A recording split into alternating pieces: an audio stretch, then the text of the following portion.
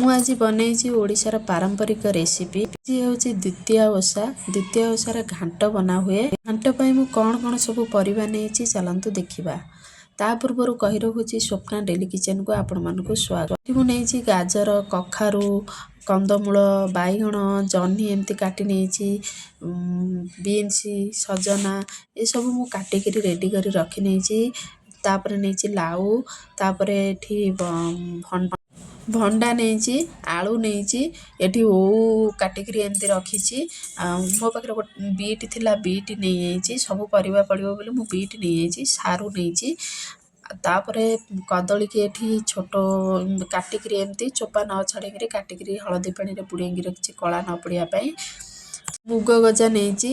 ବୁଟ ଡାଲିକି ବତୁରେଇକିରି ରଖିଥିଲି। ଏଠି କଳା ବୁଟକୁ ବତୁରେଇକିରି ଗଜା କରିଦେଇ ଘାଣ୍ଟରେ ପଡ଼ିବା ପାଇଁ ମସଲା ନେଇଛି। ଏଠି ମେଥିପତ୍ର ନେଇଛି, ପଞ୍ଚଫୁଟଣ ନେଇଛି, ଏଠି ଗରମ ମସଲା ପାଇଁ ଲଙ୍କା, ଜିରା, ଧନିଆ କି ଖଣ୍ଡେ ଜାଇଫଳ ନେଇଛି, ଲବଙ୍ଗ ସବୁ ଦେଖେଇ ନେଇଛି। ଗରମ ମସଲା କରି ନେଇଛି। ଏଠି ମୁଁ ନେଇଛି ପାନମଧୁରୀ ଆଉ ଧନିଆ, ଅଦା। ଏଥିରେ ପିଆଜ ରସୁଣ ପଡ଼େ ନାହିଁ, ସେଥିପାଇଁ ଅଦା ନେଇଛି।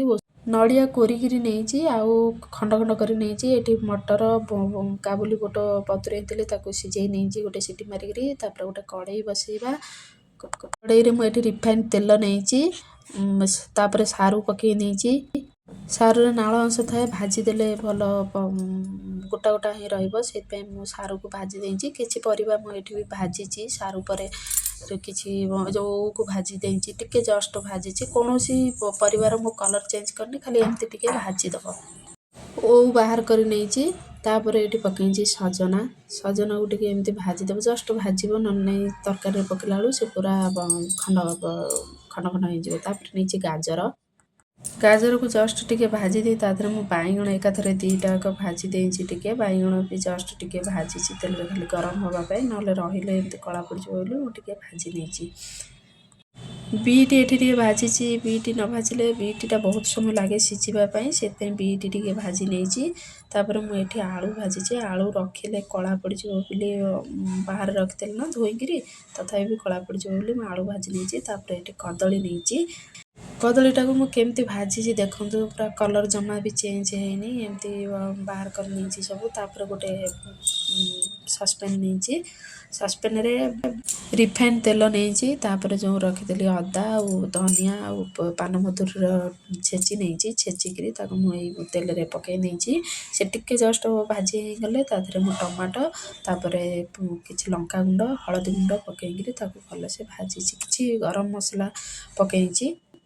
ମସଲାଟାକୁ ଏପଟ ସେପଟ କରିକିରି ତାପରେ ମୁଁ ସବୁ ପରିବା ପକାଇଛି। ପରିବାଟାକୁ ସବୁ ପରିବା ମୁଁ ପକାଇ ନେଇଛି। ପରିବା ପକାଇକିରି ତାକୁ ଭଲସେ କଷିବା। ଦେଖନ୍ତୁ ଏଠି ସବୁ ପରିବା ପକାଇ ନେଇଛି, କେବଳ ସଜନା ଆଉ ବିନ୍ସଟାକୁ ରଖିଛି, ଆଉ ଓଉଟାକୁ ରଖିଛି। ଆଉ ସବୁ ପରିବା ପକାଇକିରି ତାକୁ ଭଲସେ କଷିବା। ତା ଦେହରେ ବହୁତ ପାଣି ପରିବା ଅଛି, ତାକୁ ସବୁ ପକାଇକିରି ତାକୁ ଭଲସେ କଷିଲେ ଆପେ ଆପେ ତାର ପାଣି ବାହାରିବ। ସେ ପୁରା କଷି ନେବା। ଖାଲି ପରିବାରେ ଜାଗାଟା ଫୁଲ୍ ହେଇଯାଇଛି, ମୁଁ ତ ଆଉ କିଛି ପକାଇ ନାହିଁ ଏଇନା। ସେଇଥିପାଇଁ ମୁଁ ତାକୁ ଭଲସେ ଭାଜିକିରି ଭଲସେ ତା ଦେହରେ କଷି ନେବି। ଏଇନା ସ୍ୱାଦ ଅନୁସାରେ ଲୁଣ ଦେଇ ନେଇଛି। ଲୁଣରୁ ବି ପାଣି ବାହାରିବ। ଲୁଣ ଦେଲା ମାତ୍ରକେ ପରିବାରୁ ବହୁତ ପାଣି ବାହାରିବ। ଲୁଣ ପକାଇକିରି ଆଉ ଟିକେ ଭଲସେ କଷି ନେବା। କଷି ନେଲା ପରେ ପରିବାଟା ପୁରା ଦେଖ ପୁରା ନରମ ହେଇ ଆସିଲାଣି, କମ୍ ହେଇ ଆସିଲାଣି। ତା ଦେହରେ ମୁଁ ମୁଗ ଗଜା, ବୁଟ ଗଜା, ବୁଟ ଡାଲି ଆଉ କାଟିକିରି କିଛି ନଡ଼ିଆ ରଖିଥିଲି, ତାକୁ ପକାଇ ନେଇଛି। ପକାଇକିରି ତାକୁ ଆଉ ଟିକେ ଭଲସେ ଏପଟ ସେପଟ କରିଦେବା। ଏପଟ ସେପଟ କରିଦେଇକିରି ମୁଁ ଏଠି ପାଣି ଦେଇ ଦେଇଛି। ପାଣି ଦେଇକିରି ଏଠି କଭର୍ କରି ନେଇଛି।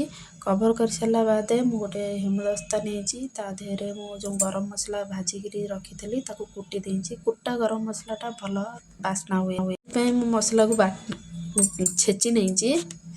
ପରିବା ଅଧା ସିଝା ହେଇଗଲାଣି। ତା ଦେହରେ ବିନ୍ସ, ସଜନା ଆଉ ଯେଉଁ ସିଝେଇକିରି ରଖିଥିଲି ବୁଟ, କାବୁଲି ବୁଟ ଆଉ ମଟର ପକାଇ ଦେଇଛି।